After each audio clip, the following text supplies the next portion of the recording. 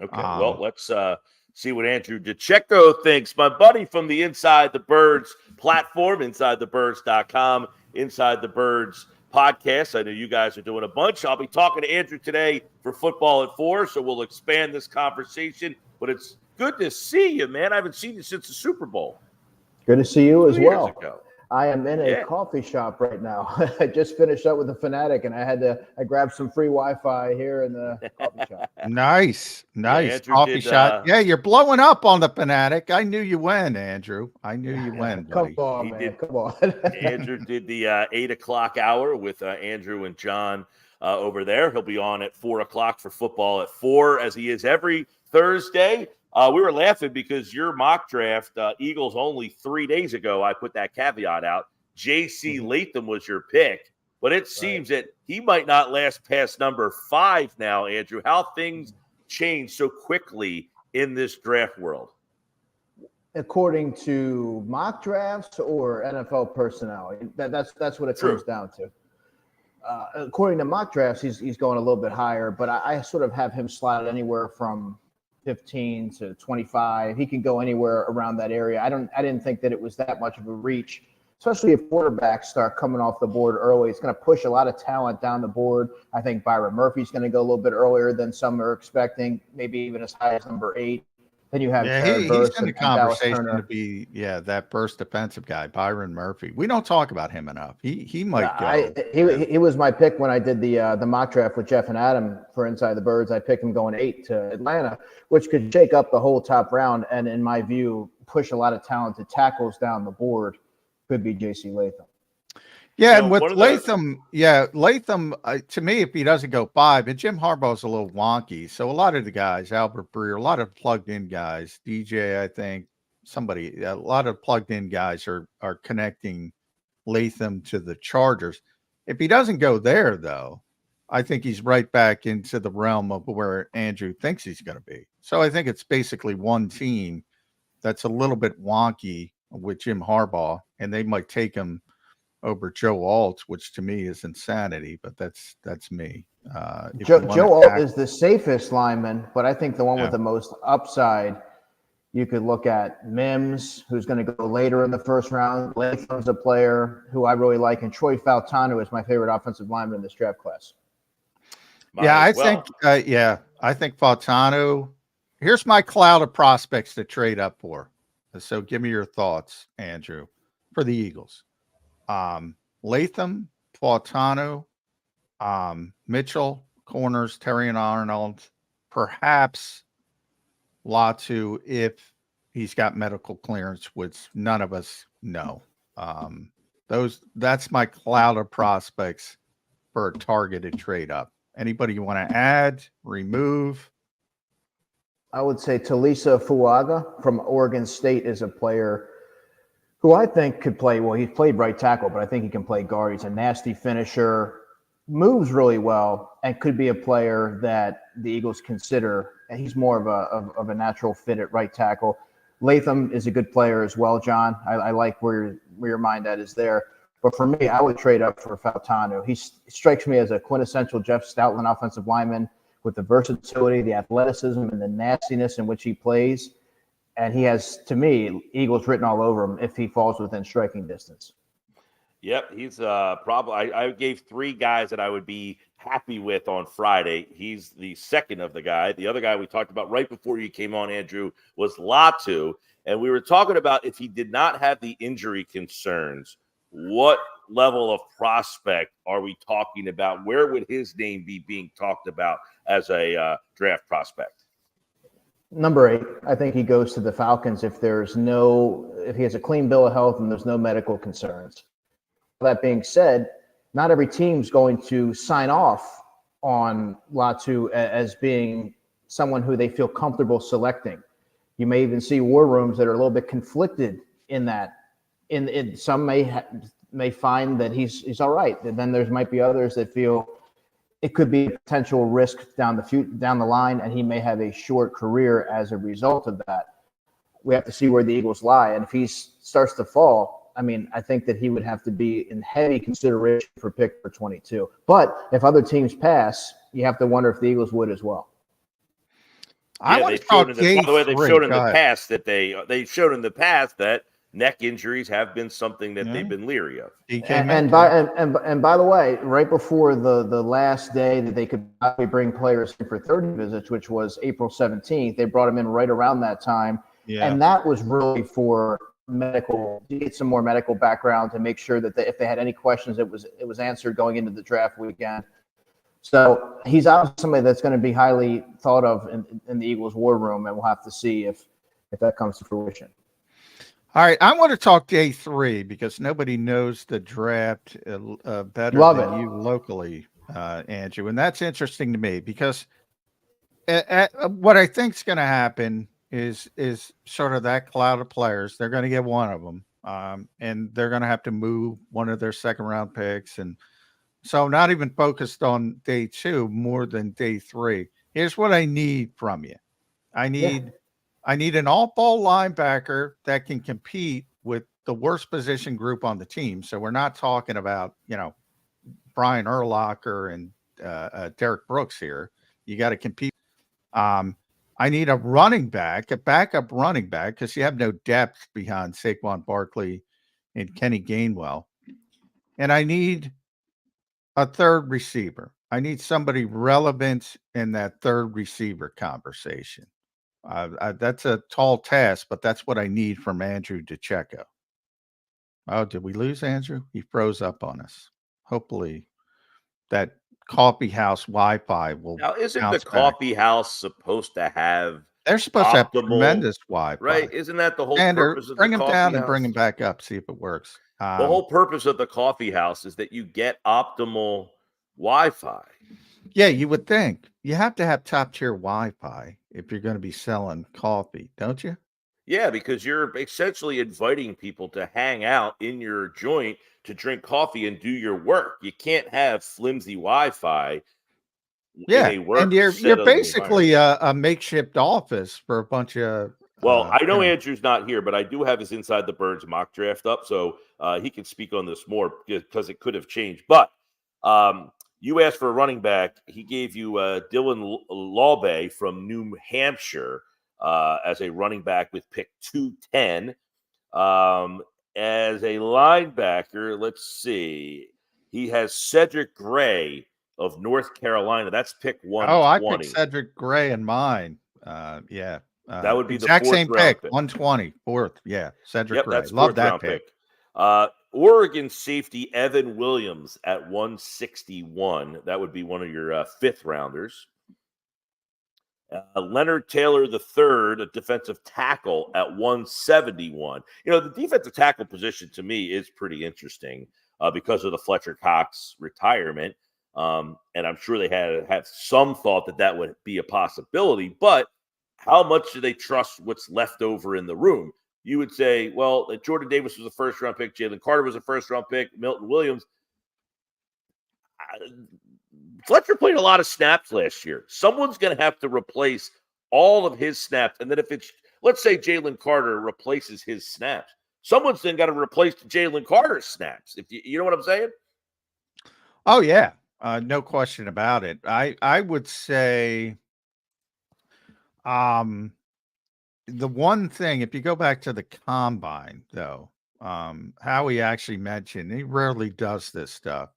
And he said, if I'm being honest, if there's one position that is probably not going to be high on the want list, it's still defensive tackle because they have so much young depth and players they like.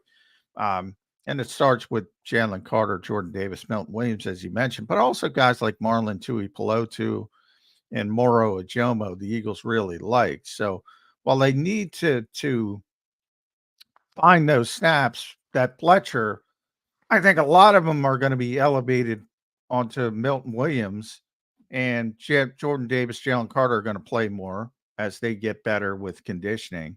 So it's a mix between the three, but they also like Tuipulotu and Ajomo, and it's like, is the prospect on day 3 going to be better than those guys? Well, and that's the maybe. And those guys, like I like Milton Williams. I think if he gets more regular playing time, a bigger role, then he should have more of an impact. And Ojomo is another interesting prospect. Those are the guys I talked about, similar to the cornerback room. Is do you take a guy to just throw another guy in the mix when you have this group of younger players that you like? Yeah, I'm with you there. I'm not taking a cornerback on. Well, I shouldn't say that. I might take a slot cornerback on day 3, but I'm not going to get a better prospect than Kaylee Ringo. So and even Eli, we were talking about this yesterday on the radio, which was. We forget Ringo was a 4th-round pick. Ricks was a guy who got playing time. Josh Jobe played a lot last year too. He's another guy that he's kind of forgotten because he got lapped. Now you have Isaiah Rodgers here, Mekhi Gardner. You mentioned the guy they signed from the Raiders, Tyler Hall. Hall. So there's 5 guys right there. Like, I don't. How much more competition do you need at that? So, and it's not like those guys are old guys. You got a lot of younger players. No, they're all young. They're all very young. Those guys are about the same age as many of the prospects in this particular draft this year. All right, John, you can re-ask your question for Andrew. Right. I don't know if you heard all of it, Andrew. Sorry about how that. Much you heard. Sorry about that. Comcast internet issues, I was told, but coffee house. We were talking a coffee house. You got to tell those guys they have to have rock solid Wi-Fi. People are shout out to Sweet Java Cafe in Roxborough though on Ridge. There we go. Great folks over here. But I would say for day 3, John, a linebacker you want to look at is Cedric Gray from North Carolina. Love it. That was my pick as well. Love Cedric Gray. I think he could be available at 120. Could go late 3 along with Trevin Wallace from Kentucky. He's not going to go in the 4th round. I've seen him go all over the board. He's a day 2 guy all day. Cedric Gray would be a player that I would look at, very athletic. Now, you mentioned running back as well, right? Yeah, running back and 3rd receiver. Isaiah Davis from South Dakota State. He's a bigger running back, explosive. But if you're looking for a more of a complementary type of player to what they already have in Saquon Barkley, I would say Jaden Sheridan from Monmouth is going to go in the 6th or 7th round. He's built like Darren Sproles. Darren Sproles actually spoke to him at the East-West Shrine Bowl, had a really long chat with him. And Kamani Vital from Troy is another player who has Darren Sproles' ability to catch the football. He's great in space and very explosive, home run hitting type of player. Those are guys that I would look at for that. And then for a 3rd receiver, in the 4th or 5th round, I would say Jalen Coker. He's a wide receiver from Holy Cross. Jaquan Jackson is a wide receiver from Tulane, who the Eagles have shown considerable interest in. He's 5'9", 188 pounds, very, very twitched up and good in space in the open field. And he could be that vertical slot, but he can also be somebody that you dump the football off to, and he's able to create yards that way, which they tried to do last season with Quez Watkins to not much success. No. Andrew, in this particular draft, the Eagles have 2 second-round picks, 50 and 53. In your mind, how valuable are those 2 positions? Great question, Mike, and they're tremendously valuable. And I also think the 3rd round is a money round in this draft, particularly for what the Eagles need at safety and linebacker and even edge rusher, situational edge rusher. So if they're able to acquire that, I would do everything that I could if I were Howie Roseman. But the 2nd round, if you don't go a corner in round 1, Mike, you're going to find someone like a Max Melton, who I've mentioned many times over your airwaves, Kamari Lassiter, TJ Tampa. Those are pretty solid corners that can step right in and help you. And if you look at what your board looks like if you're the Eagles, how big of a discrepancy is Terrion Arnold from Max Melton, right? Is it worth trading up and giving up significant compensation for a player like Terrion Arnold versus someone like Max Melton in the 2nd round? Those are really crucial spots. You might be able to add a tight end too. That's an interesting take, though. You just mentioned what's separating a Max Melton, a 2nd-round pick, from a guy you might trade that 50 pick where you can get. Is it worth it? Is it worth it? Go get an Arnold or a Mitchell. So would you say it's not worth trading 50 if you have to move up to get Mitchell or Arnold when you can stay at 50 and get a player like Melton?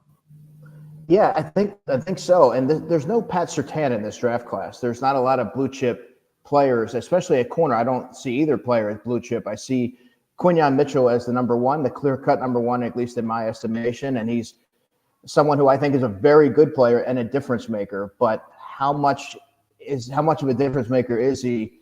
You're going to be willing to fork over a second-round pick on a team that really is devoid of young building blocks for the future?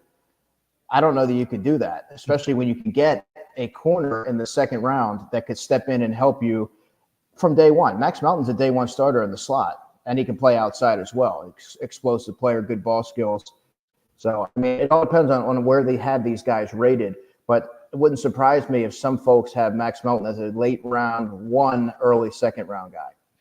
How many, you mentioned blue chippers, how many legit blue chippers in this draft does Andrew DiCecco have? And how many legit first round grades do you have? It never goes to 32, does it? No, I'd say like 5 or 6 blue chippers and like 17. Yeah, it's 17, 18 true first round picks. I'm not in love. So if I'm forced to, if I can't trade up, it's always about the player. If you like a player. So if the Eagles like Quinyon Mitchell, for instance, we'll see. Go up and get that player. But when I think about 22, if I can't trade up, I want to trade down because I see a bunch of guys who are in the same mix, and I think you could pick up some value. Agree with that theory? Yeah, someone like a Kool-Aid McKinstry, John, coming off the Jones fracture, is someone that you might be able to find at the back end of the first round. A Chop Robinson, depending on where you land on him, is a player that could go 25, 26, 27. Graham Barton, the offensive lineman, if he doesn't go 20 to Pittsburgh. I love Graham Barton. So do I. I know you do. Yeah. So if he doesn't go 20 to Pittsburgh, who desperately needs a center, he can play center, guard, or tackle. That might be someone that you consider later in the first round. Who's your safest pick in the draft in the first round? That guy with the highest floor, so to speak. Probably Joe Alt. I think Joe Alt's the strong draft with offensive linemen. Joe Alt's the safest player in the strongest position in the draft. He would be my pick. And I would put Graham Barton second. That's my two safest players, Joe Alt and Graham Barton. And it's almost always offensive lineman. It's always the offensive lineman. Yeah. That you just feel like, hey, that guy could just do it for 10 years. He's got the technique already. He's got the footwork and great hand placement, and you don't have to worry a whole heck of a lot. Well, that's part of it, Mike, because an offensive lineman is getting to a second contract. You know it. You know nobody's going to complain about paying a top-tier offensive lineman. You see all the hand-wringing at other positions. Well, can I pay this guy this? You never hear that with the offensive line. If he's good, everybody's like, all right, second contract, bang. And they can be I believe they have the highest success rate of any first round pick. Yeah. Oh yeah. Yeah. Andrew, we heard a lot of Nate Wiggins. He was a popular mock drafted player to the Eagles. That seemingly has dissipated somewhat. Cooper DeJean is the other guy. He seemed like he was a popular guy in that 22 range. Are those guys, though, in your mind, good fits for what Philly does? It's a great question. I got this earlier today. I would say I've been a little bit down on Nate Wiggins as I've navigated this process. One, he's very slight of build. We all know that. But he did gain 9 pounds for his pro day, reportedly. Got up to 182. You saw what happened to Emmanuel Forbes last season, being able to get bullied by some of the bigger wide receivers he was going against. And he sees AJ in his nightmares. He sees AJ Brown in his nightmares. Yeah. And you wonder if that's something to be concerned about, because he may not be able to put on weight. He may be one of those guys that you're constantly worrying about. Can he get to 185 and sustain that? I also didn't love some of his effort plays where it looked like he got some lapses and laziness potentially. I didn't like his lack of aggressiveness in some instances. But on the other side of that coin, fellas, he's very athletic, he's fluid, he has really good ball skills, and he's very technically refined. I just have some other concerns in terms of build and other aspects of his game. But Cooper DeJean is somebody who I view as a safety.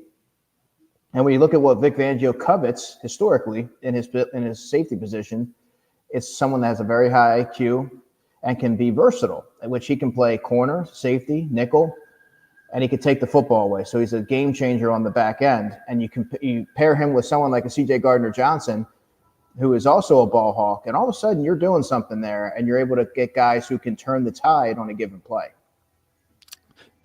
Bit is an interesting discussion for me, Andrew, because I put a lot of stock into fit, especially when it comes to quarterbacks. That's obvious, but in scheme, philosophy, coaching, who are they going to be around? But even with the Eagles, and I think a lot about Vic and the defense they play. But I was talking to a GM the other day, and he brought up a good point. And I said, you're right. They might not even have the same scheme next year, because if Nick Sirianni doesn't last, Vic Fangio's not going to last, and if there's a new coach, he's probably changing the whole stinking thing. So at least when it comes to the first round, I'm just taking the best player, whether it's defensive, offense. But then as you get to day 3 that we discussed a little bit, then I start looking at fits a little bit more. And I wanted to circle back to running back for this reason. I've always wanted to see a one-cut north-south guy behind this offensive line.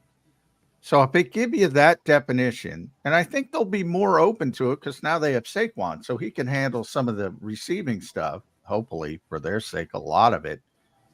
Is there a guy that you like that is just north-south, one cut, bang, hit the hole, move the chains? Because I've always wanted to see that with this group and this offensive line, and we never get to see it.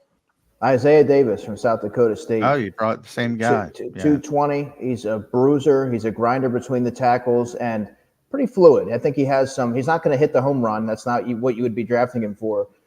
But he does have some burst and acceleration and pretty good vision.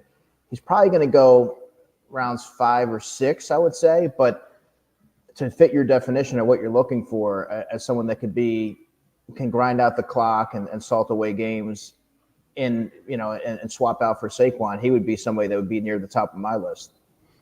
Hey, Andrew, other than top end, I guess, corner, right? Everybody thinks they need to get that younger guy to maybe be the next outside corner.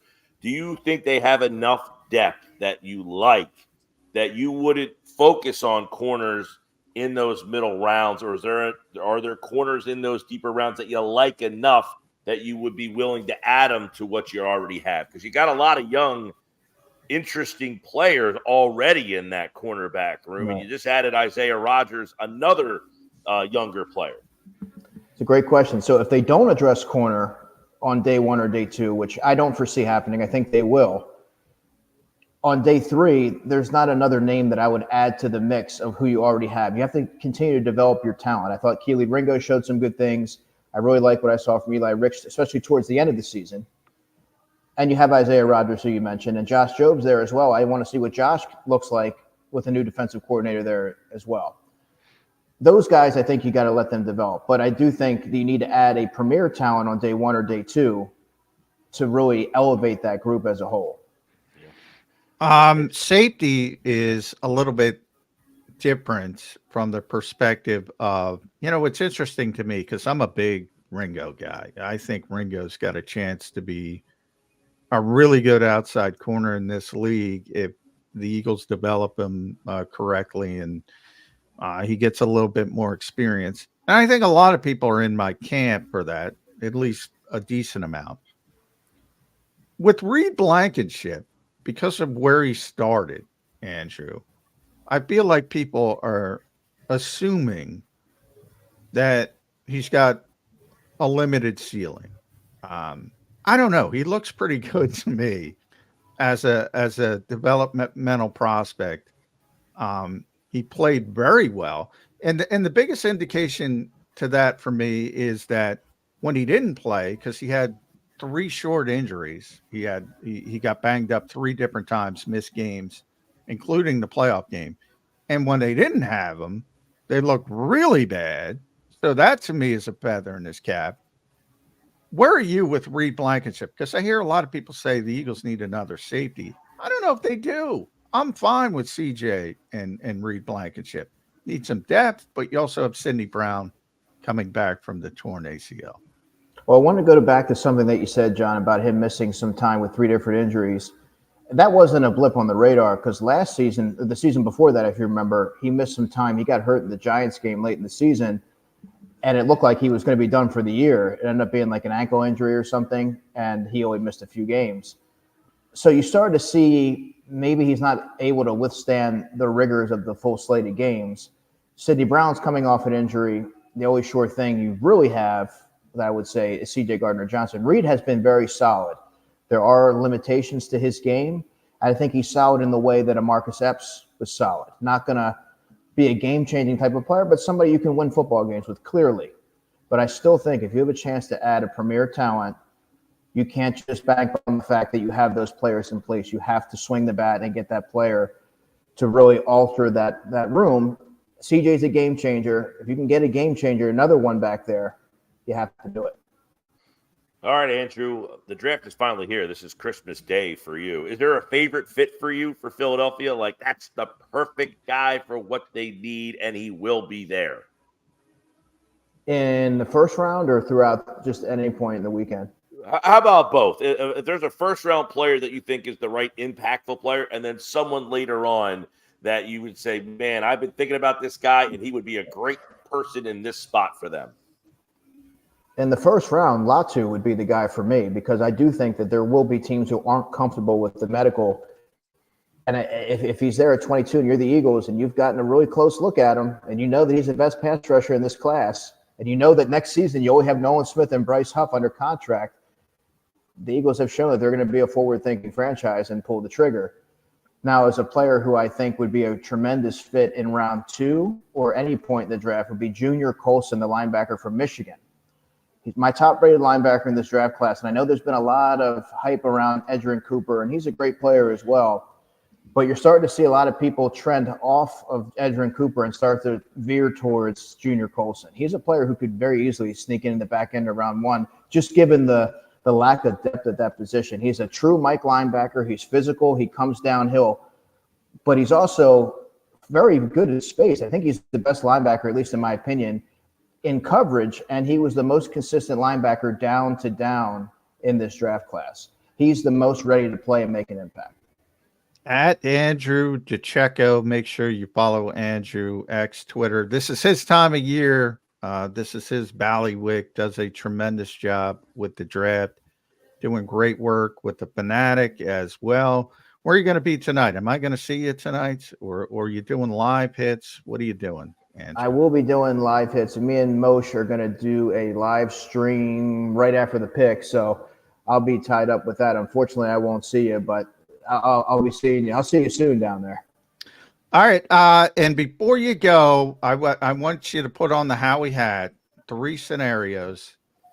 They're trading up for insert name, they're staying put and taking insert name, or they're trading down to take insert name. So you got 3 different possibilities, because it takes 2 to tango. They might want to trade up, but they may not be able to. They may be forced to stay at 22. They may say, you know what? I don't want this spot. Let's trade down if somebody wants to come up. Bunch of different avenues. You got 3 choices. Give me a scenario. Give me a player for each scenario. If they trade up, Seattle would be a team that I would look at. And if you're looking at it in terms of what players would realistically be available on the board, I would say Troy Fautanu, because I sort of had him penciled in to go to Seattle and fall right within that range. And that would be a player who the Eagles are obviously very enamored with, particularly Jeff Stoutland. If they hold firm at 22, John, I think that Latu would be the pick there, because, like I said, I do think he would land there. And in most drafts, if he didn't have the medical, he'd be going in the top 10, and that's pretty much a surefire slam dunk. But if they move down and maybe add a 3rd-round pick, which would be a tremendous benefit, especially in this class, I would say Graham Barton would be a name to look for. I love it. I love you. I love you. Kool-Aid McKinstry would be another player to look for who visited the Eagles. By the way, Kool-Aid McKinstry, I like him. He's a steady player. There's something to be said for starting day 1 for Nick Saban. But he does a lot of things well, but nothing really exceptional. Yeah. If I'm a day 1 starter, Grant Barton, right guard, bang, it's done. Love him. Done deal. Great minds think alike. Andrew DiCecco, everybody. Check out the Inside the Birds podcast and platform for a lot of Andrew's work.